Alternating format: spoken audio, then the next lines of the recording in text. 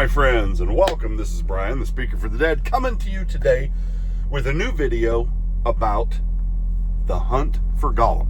Lord of the Rings, Hunt for Gollum. And when I heard about this movie, my first thought, because I love Lord of the Rings, okay?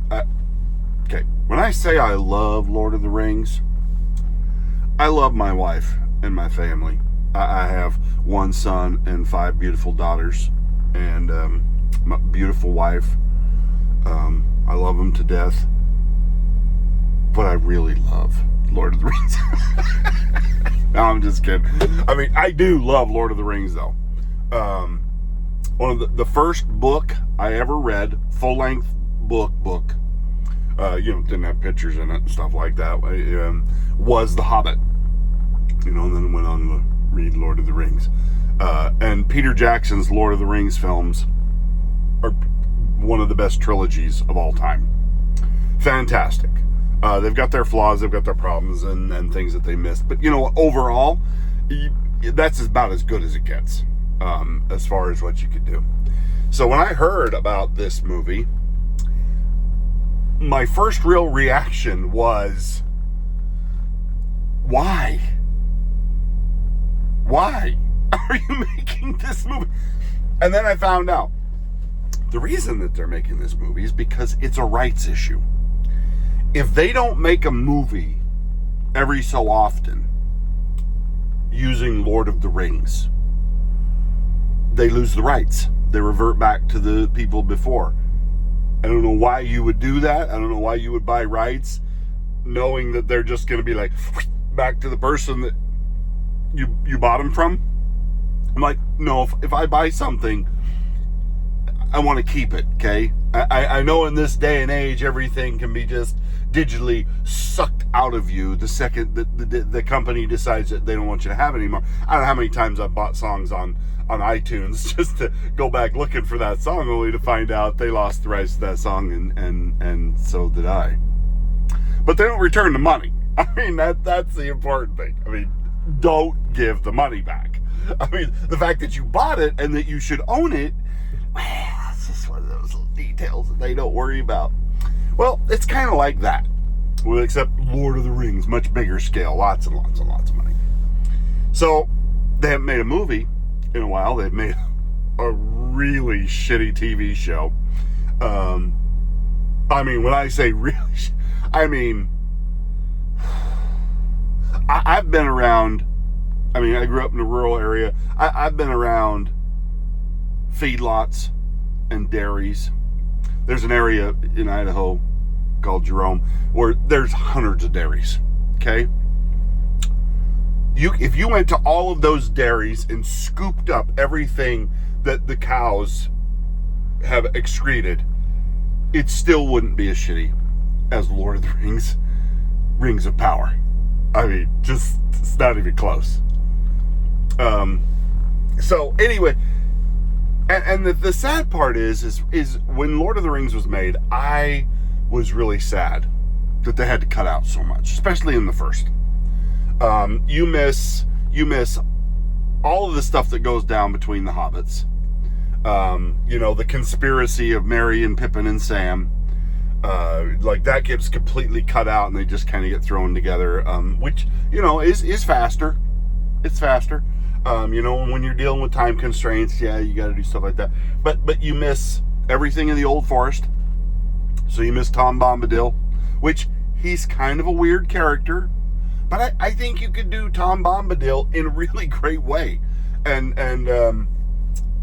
Goldberry, his wife. I think that would be really fascinating. You miss them getting caught in the old willow tree. You miss the Barrow Downs and the Barrow Whites. You miss a huge amount of adventures before you even get to Rivendell.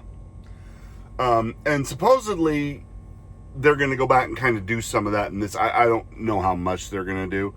I mean, really, my problem with this is the extremely limited amount of information that we know happens during this time. Now, I don't know if there's other works outside that have talked about just searching for Gollum. It's referenced in Lord of the Rings, where it says, Gandalf says, I looked everywhere for the creature Gollum, but the enemy found him first. What that doesn't tell you is that it was Gandalf and Aragorn that were actually looking for Gollum. And I think they were gone for over a year or even longer looking for Gollum, trying to find him. And I mean, imagine trying to find one person on horseback without the internet, without any help, just wandering around trying to find this creature, this person. That would be hard back then. It'd be like trying to find somebody in the wild, wild west who really didn't want to be found. And but there's so little written on it. My fear is they're going to incorporate and push a bunch of crap into the story that isn't there.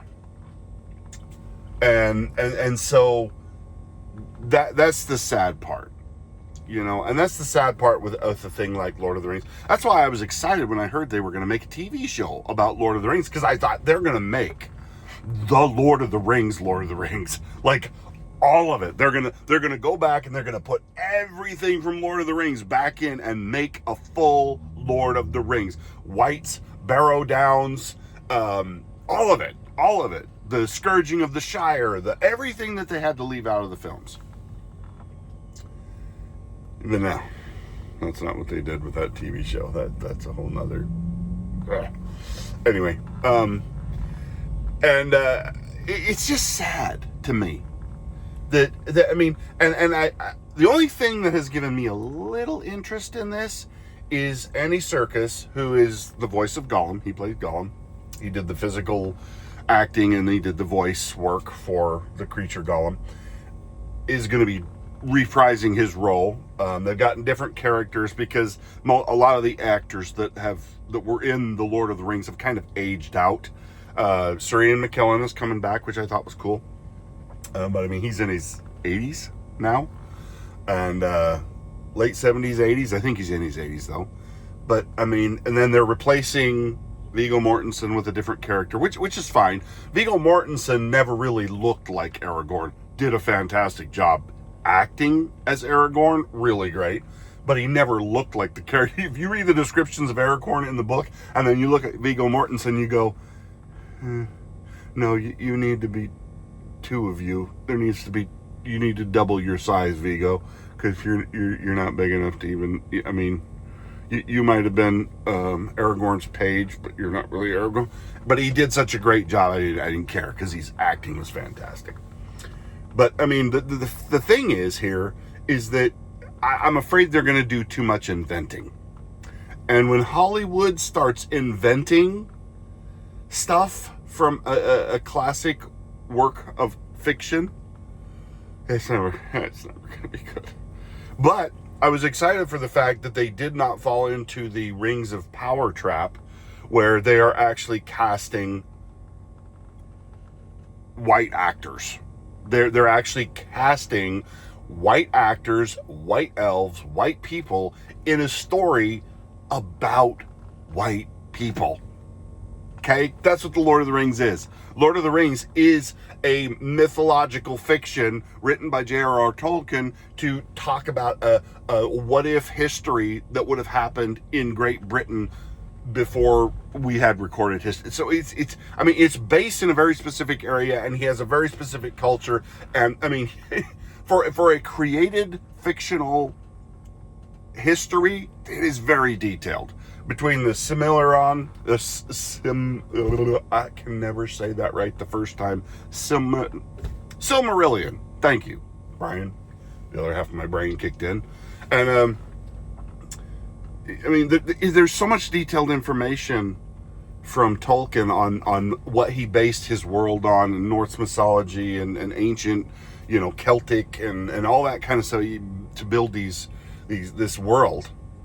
And nowhere in there did it say the elves were black, and that there was a really fat, obnoxious, beardless dwarf lady. And it's just, to me, that it's just sad that that's what they did in Rings of Power. And now Andy Serkis is getting some crap from people because they're like, oh, you just hired white people. Yeah, because it's a story about white people from a white area with white heritage and white lineage and stuff like that. And it's the same as if you went to Africa, created the same thing, you would expect everybody to be black except for maybe a token character here and there that may have come in during colonial. I mean, you see what I mean? But I mean, it's based on geographical area of a historical nature.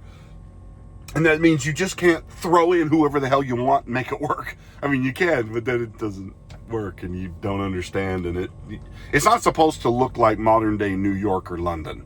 Okay? It's supposed to look like ancient Great Britain. That's what it's based on. And so I there's a part of me that wants to be excited for this because it seems like in a lot of ways they're trying to do it right. But in a lot of ways, they're like, there's not enough story material there to really tell that, to make that story meaningful. I mean, there's so many other parts that have a way more description going on, and way more detail. Like I said, all those things that get left out of Lord of the Rings, the Fellowship of the Ring, from the original film, you could have added all that stuff, but they didn't. They've gone back and they've snipped out this little teeny section, and they're going to try and make a 2-hour film out of it. That usually doesn't end well. Maybe it'll be great. I please, Lord, let it be great. I am so sick of disappointing films. I am so tired of going to a theater and just walking out going, please, Lord, just send the fire and brimstone, the plague of frogs and the locusts. Just, yeah, I'm done. I'm ready. Just, and I know you shouldn't have that reaction about, over a movie, but I mean, seriously, that when it happens that frequently, you just get kind of tired, and you just don't want to deal with it anymore. Anyway, let me know. Are you guys interested in this film? Are you excited for it? Is this something you even care about? Is this something you'll go see? I may go see this, depending on what I hear about it before, because I have sworn off going to films that I know I'm gonna hate, just to hate them. I'm not one of those people who goes to review films and it's terrible. Yeah, I knew that before I went in, and I don't need to go see that. And I'm done giving Hollywood money to bore me and to proselyte me with this horrible message of socialism and communism and all the other isms that I don't really want in my life. Anyway, let me know what you think. Are you a huge Lord of the Rings fan?